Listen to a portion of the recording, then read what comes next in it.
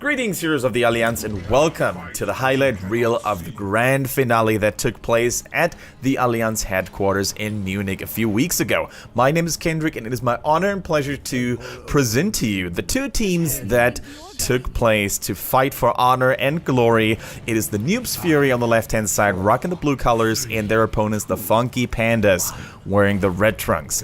And we're gonna kick things off, and we can see both teams finding their way towards the Vision Tower, always a very popular point of contention. Garrosh Norgos trying to get the Diablo into his team's backline, but unfortunately doesn't get the combo off. Diablo is safe for now. Davido takes a lot of poke damage in return, though needs to pull back for now.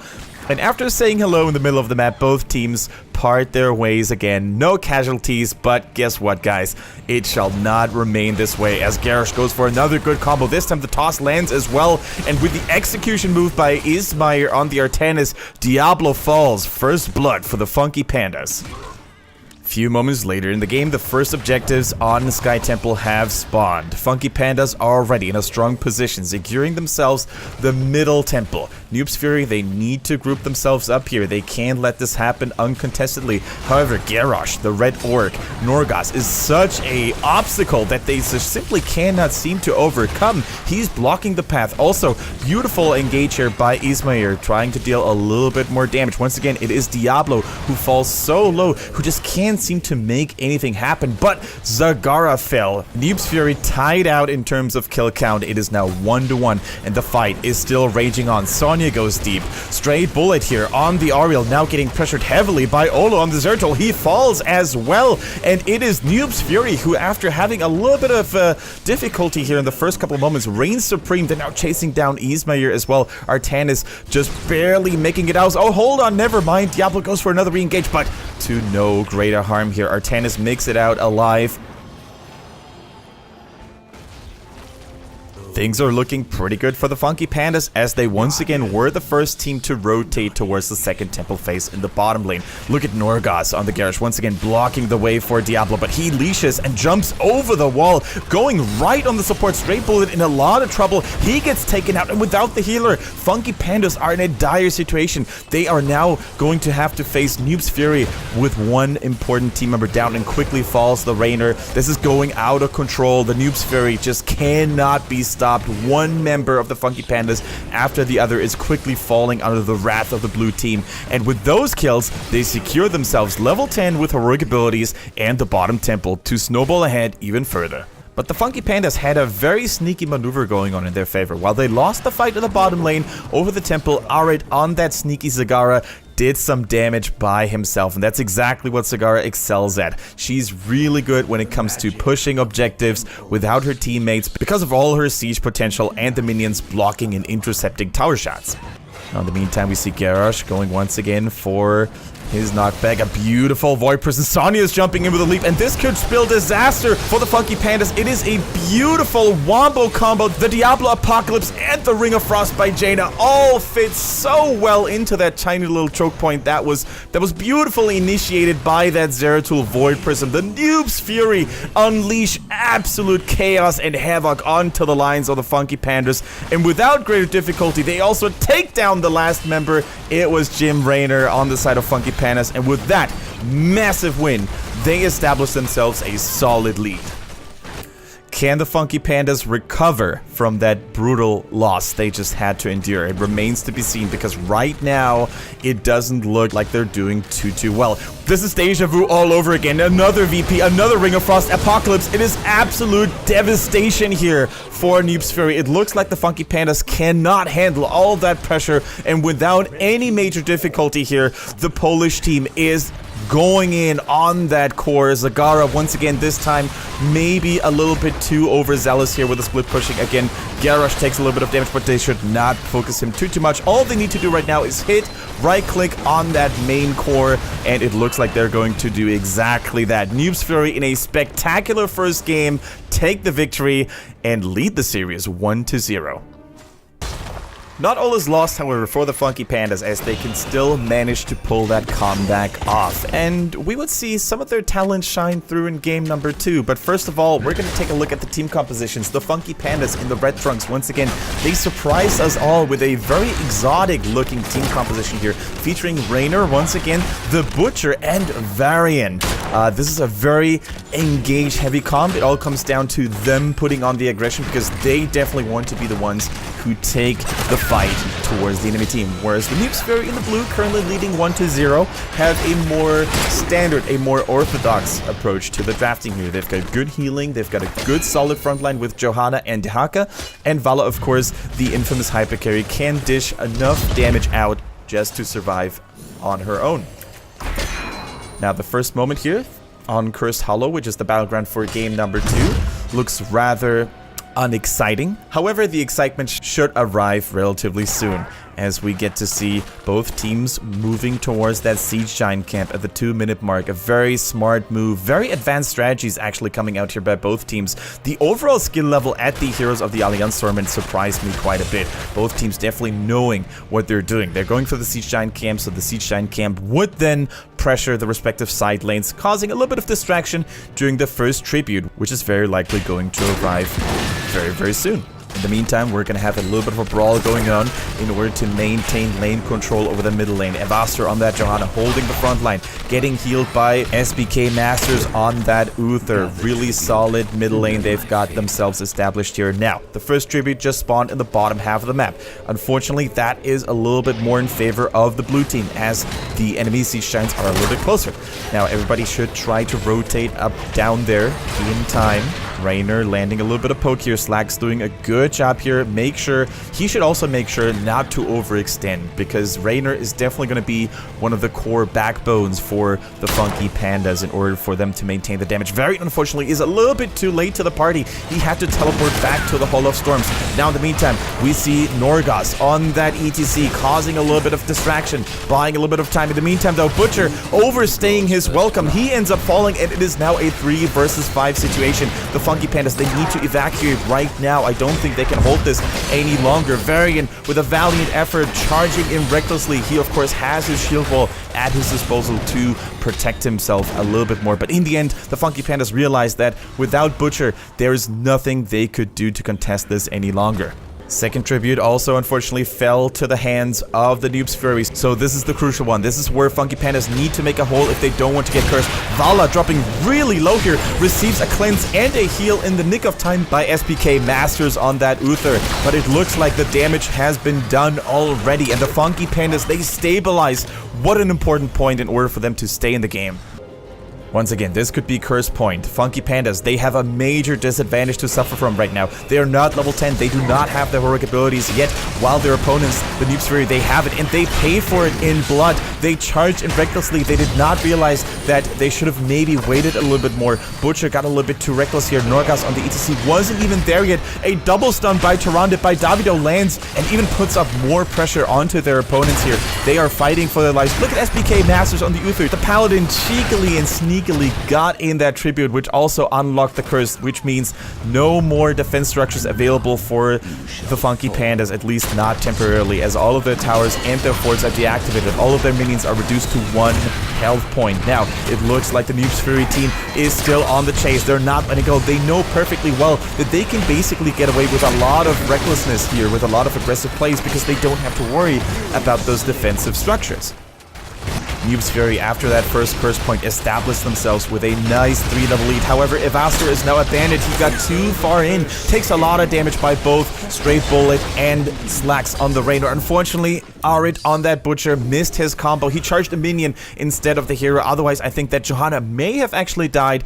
So a little bit of a mistake here for the Funky Pandas. Nonetheless, they did a pretty good job staying alive here. Oftentimes, when your team gets cursed first, the enemy team can snowball out of control, making it extremely hard for you to come back. Also, a beautiful call here by the Funky Pandas, going straight for their boss. Their opponents are doing the exact same thing, so each of the teams is now going to have to defend the side lanes respectively, because the bosses will be able to deal a lot of damage otherwise.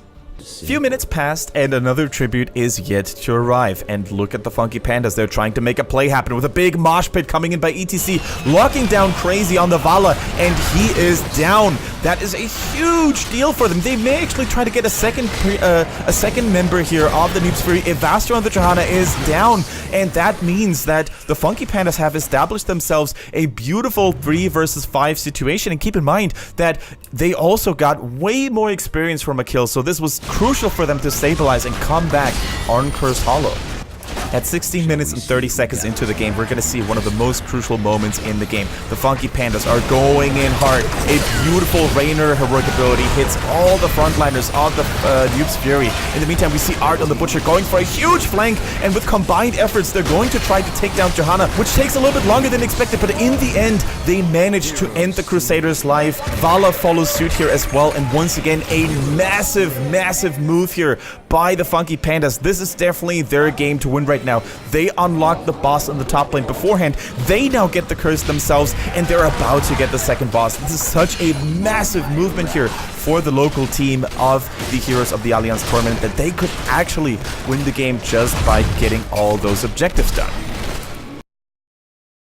They keep on pushing with the golems and the minions, and with combined efforts, they're taking down this tower line here. Johanna needs to be careful. She does have her Iron Skin trade ready, allowing her to withstand all those crowd control abilities. However, even Evaster on that Johanna is not immortal. We saw that in the last team fight, where he actually stepped in a little bit too much. A 2-man mosh pit by Norgaz keeps them all locked in, but the follow-up was not really there. The rest of his team was focusing on that keep in the meantime. Now, the boss still in good health, but the Funky Pandas, they decide to retreat, and they decide to play it super safe. In the meantime, though, one keep is falling after the other. The Funky Pandas, they realize, I think we could have actually done more than we anticipated. They come back and destroy middle keep as well, but as it is, the core only falls down to 65-60% health, and what looked like an early victory here for the Funky Pandas proves to be a game that still continues.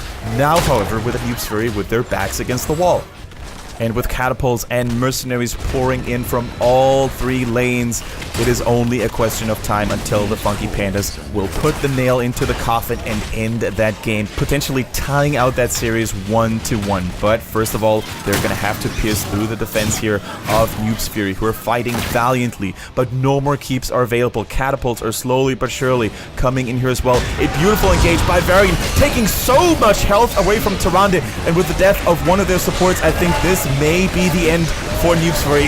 Right on that Butcher is just saying no to the enemy team, deletes 1-2 of them at the same time, and we have a series on our hands, ladies and gentlemen. 1-1 now tied off between Noobs Fury and Funky Pandas. GG, well played indeed by the red team.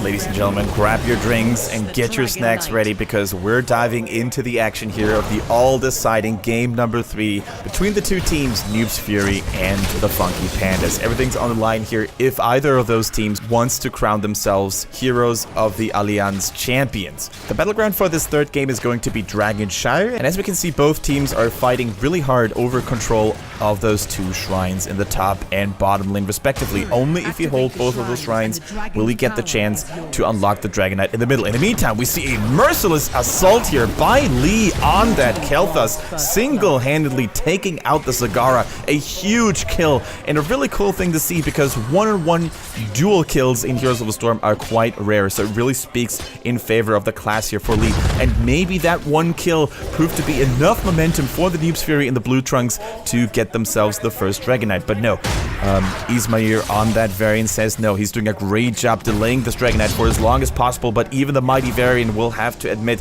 that he can't hold this lane forever against 2 heroes, especially not against Kel'Thas, who could just poke him down from a safe distance. Now, the first Dragon Knight unleashed for the Noobs Fury team. Evaster doing a great job taking down the first tower in the middle lane, also evading the tower shots by the other one, so he saves as much health on that Dragon Knight as humanly possible.